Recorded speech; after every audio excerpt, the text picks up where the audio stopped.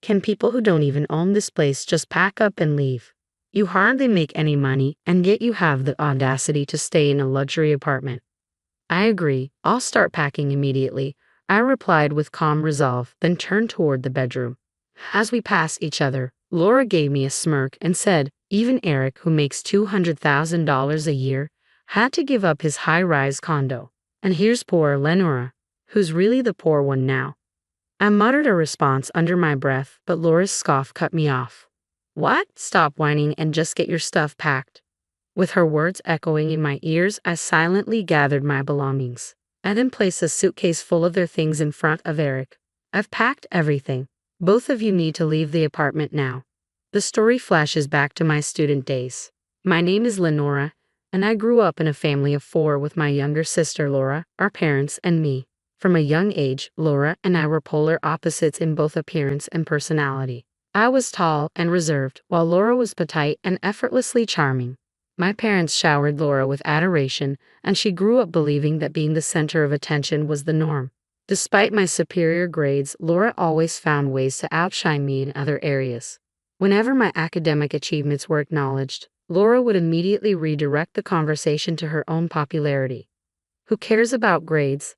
Listen to this. I've been cast as the lead in the school play for the cultural festival. Everyone recommended me.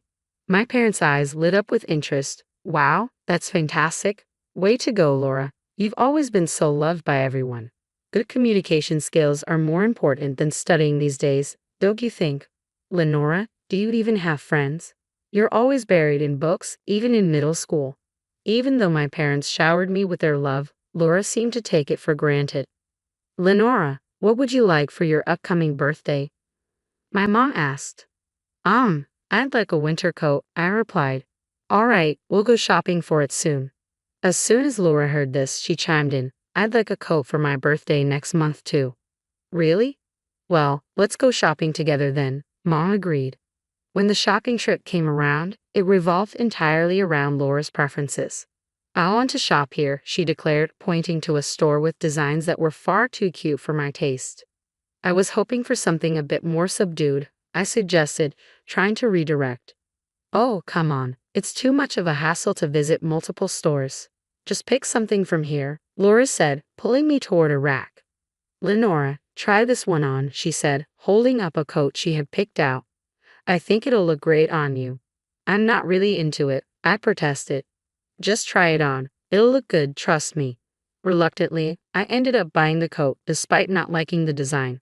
On our way home, Laura leaned in and whispered, I'm glad you bought it, but that coat might not suit your plain looks.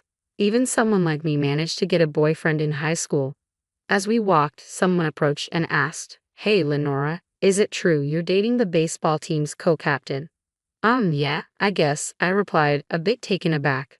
A few days later, Laura proudly declared, I'm dating the captain of the baseball team now. Oh really? So, your boyfriend is the captain, and mine is just the co-captain. I guess that means I win, Laura said with a smirk. Sure, you do, I replied, trying to sound indifferent. Laura always seemed to be in competition with me, but it didn't really bother me. Despite my nonchalance, Laura's underlying hostility never faded. After I graduated from college and started working at an IT firm, Laura landed a receptionist position at a prestigious company. 2 years later, she boasted, my company is far more renowned than yours, Lenora. Even the recruiters recognize it. I'll have my pick of highly educated, high-earning men. I'm planning to marry rich and quit working. Laura spoke with an air of triumph, as if her main goal was not just to work but to secure a wealthy husband. At her company, Laura dated various men both within and outside of work, eagerly updating me on each new relationship. Don't you have a boyfriend, Lenora? She would often ask, seemingly intrigued by my lack of romantic news. I find my job fascinating right now, so I'm not too worried about having a boyfriend, I replied. Laura laughed sarcastically. That's such a cliched excuse. Lenora, with your small company, you'll never meet a decent guy. But a year later, I met Eric, and our relationship progressed swiftly. We got engaged, and when I introduced Eric to my family, Laura was taken aback. Lenora, didn't you say you didn't need a boyfriend? She asked, surprised. At the time, I really felt that way, I explained. Eric quickly stepped in to deflect the attention. Laura, love is unpredictable, you know. I'm sure a charming girl like you gets what I mean. Laura blushed at Eric's charming smile. Yes, she stammered. Then she leaned in to whisper to me, Lenora, where did you find such a handsome guy?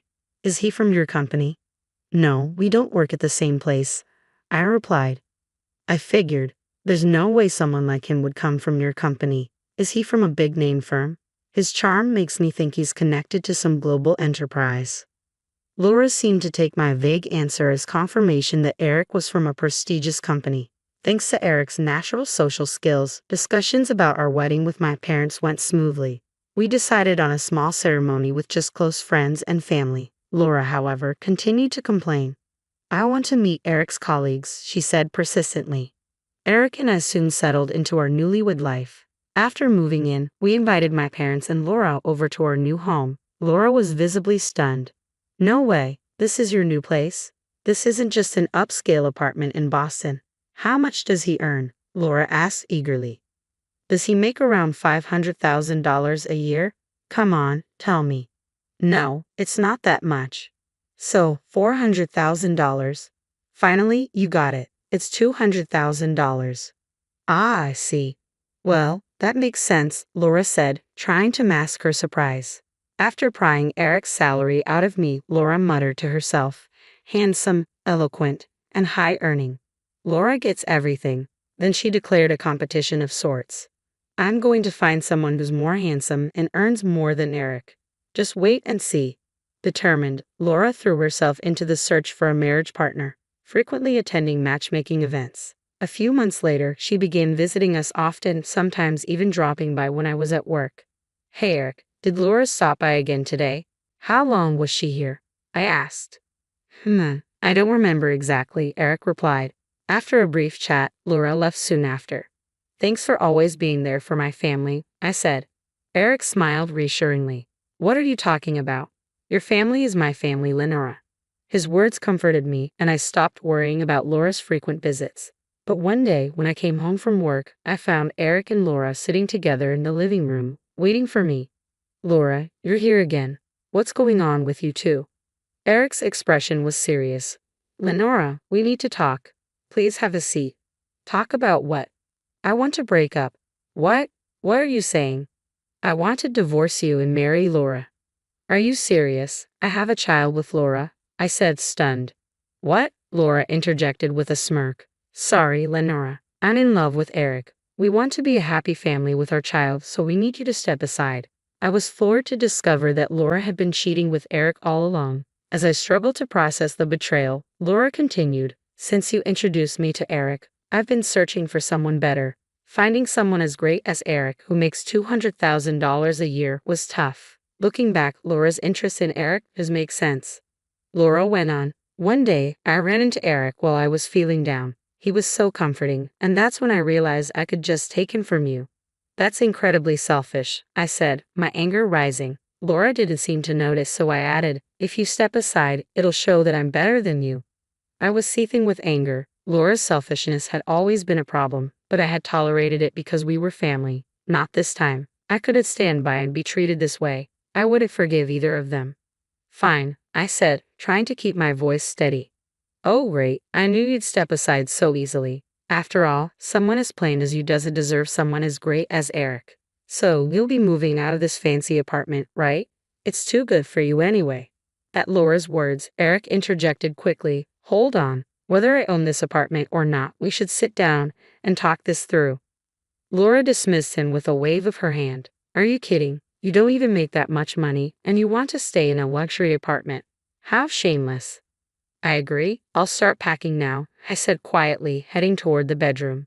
As I passed by, Laura laughed and said, Poor Lenora, having to give up a $200,000 a year guy like Eric in a fancy high-rise apartment. Who's the real loser here? I muttered under my breath at her comment. Laura scoffed, Excuses, excuses. Just get your stuff packed. With Laura's voice fading into the background, I silently packed up my belongings. I placed all the packed items in front of Eric. Here, all of your stuff is packed. Now you both need to leave this apartment. Laura looked bewildered. What are you talking about? You're the one who's supposed to move out. No, it's you and Eric who need to leave. Both of you. What are you saying? Laura asked, confused. You were the one who said it's shameless to stay in a luxury apartment without making much money, I said. Laura, Eric, do you understand what I'm saying? Could you explain it to Laura here? Eric spoke so softly it was almost a whisper. This apartment isn't mine. What do you mean? I didn't buy this apartment. Lenora did, so it's in her name. Laura's face twisted in confusion. Why would you put it in Lenora's name? Eric should be the owner, since he makes more. Eric's voice grew even quieter. Actually, my income is less than Lenora's. What? But you make $200,000 a year. That $200,000 is Lenora's salary, not mine, Eric clarified. You're lying, Laura exclaimed. It seemed Laura was starting to grasp the situation. I continued, our household income is around $200,000, but most of that comes from me. After landing a job in IT and running a successful app business, my income grew significantly. That's when I met Eric. I started dating him because his cheerful personality was a welcome break from my hectic workdays. I expected that once we got married, he'd give up his part-time job. But as my income increased, Eric's work ethic diminished. By the time I finished explaining, Laura's face had drained of color. Wait, Eric has a job, right? He's not unemployed? He's essentially unemployed, I said. I stayed with him because he provided emotional support when I was busy, but he's just a man of empty promises who's been depleting our savings. You've done me a favor by taking him off my hands. But Eric always paid for upscale restaurants on our dates and even bought me designer clothes. That means he must have savings, right? I couldn't help but smirk at Laura's comment. That's just Eric for you, always putting on a show. He's been reckless with his credit card to impress people. I was the one left to clean up his financial mess. From now on, our accounts will be separate. You two will need to figure out how to handle the bills. Wait, so he's been spending wildly on credit cards without any savings? Who does that? I don't understand the mindset of someone foolish enough to cheat with his wife's sister. And honestly, the mindset of a woman who cheats with her sister's husband is beyond me as well. So you're saying my dreams of marrying a man who earns $200,000 and living a luxurious life in a high-rise condo are completely ruined? Without a shred of mercy, I kicked both the pathetic Eric and the crumbling Laura out of my apartment. I swiftly finalized my divorce with Eric and filed for alimony. Given their confession of infidelity, they had no grounds to contest the financial demands. Even after discovering that Eric was unemployed, Laura had no choice but to marry him because she was pregnant with his child. She hoped that fatherhood might make him more responsible. However, Eric's lazy habits remained unchanged. Initially, he had cheated with Laura, believing she was wealthier due to her position at a top-tier company. Yet he had no intention of contributing financially himself. He continued his part-time job, depleting Laura's modest savings to cover the divorce settlement and leaving no room to address credit card debt. As newlyweds, Laura and Eric fell into a cycle of debt. Unable to afford a new home, they moved into Laura's old apartment. Laura, who had quit her job in anticipation of Eric's income, now had to work part-time from dawn till dusk to manage their mounting debts and her growing pregnancy. Their constant fighting became a local spectacle, making them the talk of the neighborhood. On the flip side, my savings began to grow significantly. With Eric out of my life, I had ample funds for self-improvement, and men started taking a greater interest in me, some even earning more than I do. While Laura might have jumped at the chance to partner with someone based solely on their income, I've learned from my experience. I won't rush into another marriage like I did with Eric. I'm committed to finding someone who truly aligns with me rather than settling for financial reasons. For now, I'm focused on my work and dedicated to maintaining my independence.